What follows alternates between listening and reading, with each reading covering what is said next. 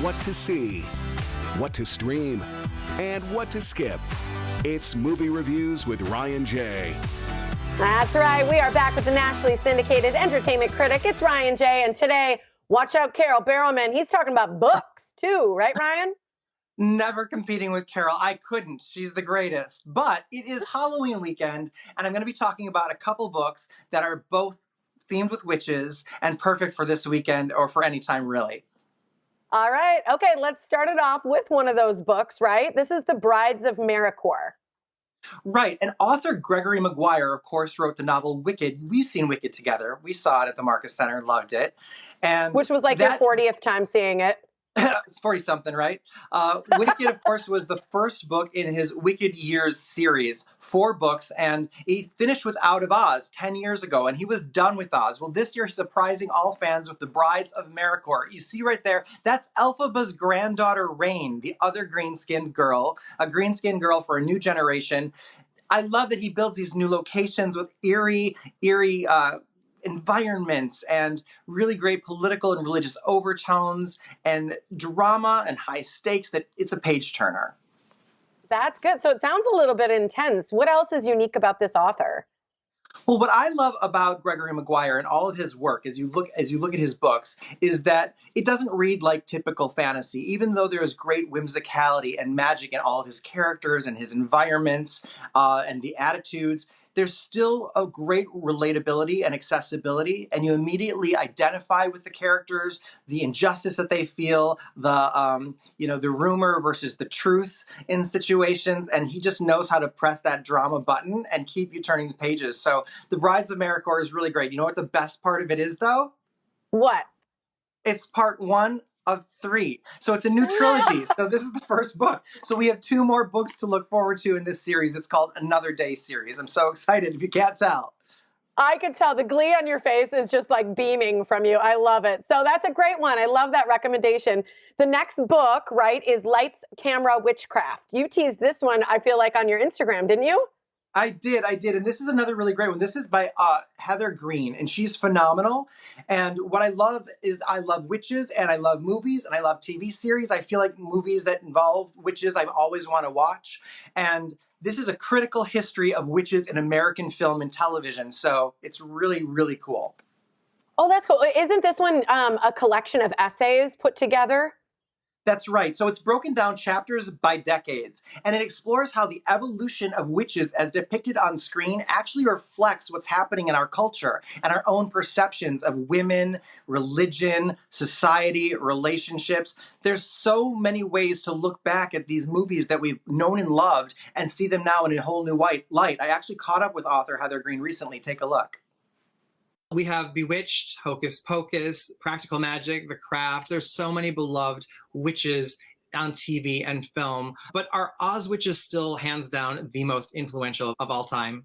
Absolutely. They are influential in terms of the representation of witchcraft, repetition through adaptation, and just a recognizable story. Everybody knows them. It beats Macbeth out as far as adaptations, although the Weird Sisters are as influential if we look at literature.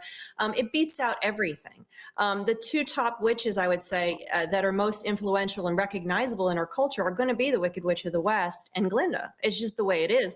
Glinda takes seat number 2 because most people are drawn to the Wicked Witch of the West. She's imposing. You know, prior to the Wizard of Oz film, witches weren't green. That happened there. And look at the cultural and iconic impact that has left. That's so cool. Those are great books for the Halloween season, too. Good picks, Ryan. Thank you so much. Okay, but we do have to get to some movies because, of course, people are waiting for that. So the next one is Last Night in Soho. This is rated R, and it's in theaters. It is, and it's a mystery thriller with some horror elements, and it stars your girl Anya Taylor-Joy from The Queen's Gambit, just won the Emmy for that. This is such a unique, cool movie. It's a real antidote for the people who have the attitude that Hollywood is unimaginative and is just doing remakes and reboots and that sort of thing. Oh my gosh, she is my absolute favorite from The Queen's Gambit. People who loved that, I'm sure, just follow her. So this is cool. What's the style of this? It's incredible style. Well, we see Thomas and Mackenzie there, and it follows her character in present day, who, when she goes to sleep at night, she's in London in the Soho district. She's a fashion student, and she dreams of the 1960s, as we see here. And it's really cool because she sees Anya Taylor-Joy's character, and she's a voyeur, but also a participant. And it's really, really neat. Very stylish. Oh, and isn't there something interesting about the editing here? Ooh, look at that scene. Yeah, see the fashion, the soundtrack, the editing, they actually had a metronome on set, so the actors moved to the beat. So when they were editing, it all works well with the score, and there's a real musicality and rhythm to the whole film. It's some of the best editing I've seen. Wow, that is cool. Okay, so what do you say? Yes, see it? See it, see it. It's a great movie for Halloween. It's just a really great thriller with horror vibes, and I loved it. I could watch it again. There's a great, great twist in it too. I should have got my metronome out for this interview. For that whole one, I should have made you speak to the beat. I love it. That'd be hard for me. I know, I know. All right, the last one today is The French Dispatch. This is rated R, and this is also in theaters. This is the latest from writer-director Wes Anderson, who's a real auteur. I'm not a fan of his. I liked one of his movies, but I tend to think that he makes hipster movies. So, they're films that are all style, no substance. They're pretentious. They're trying to be non-mainstream, and yet they are. So I'm kind of turned off by his brand of filmmaking. Wait, why? Because you think it's predictable? Well, the design overshadows the narrative. And yes, the design, it is predictable. You could close your eyes and know what he's going to be doing. I mean, it's gorgeous. Look at this. It looks like a children's illustrated book come to life. He has a great design aesthetic, but I feel like the story takes a backseat to that. Okay, so what about the arc? I mean, is there anything that redeems this? Not really. There's 3 short stories here that are tied together, 3 short films, and they're tied together by this narrative of a magazine. And I only liked one of the short films, but I don't feel like that's enough to recommend the film. I also believe that his films wouldn't be made or maybe have the audience that they get if they weren't packed with an A-list cast. If there were a bunch of unknown actors who might be brilliant, I don't know that they would have such a great following. So I'm in the minority here. A lot of people love him and love his movies, but I do not. So I have to say skip it. I found it a complete bore. I think it would be boring in the theater too. I want sound and action in the theater. So interesting. All right. Yeah. Thanks, Ryan. Those are great. Happy Halloween to you. Happy Halloween to you too. I know. People got to see you and Toto on Instagram. I know you'll post that picture this weekend. Good to see you, Rye. Yeah, you'll see our costume there. Thanks.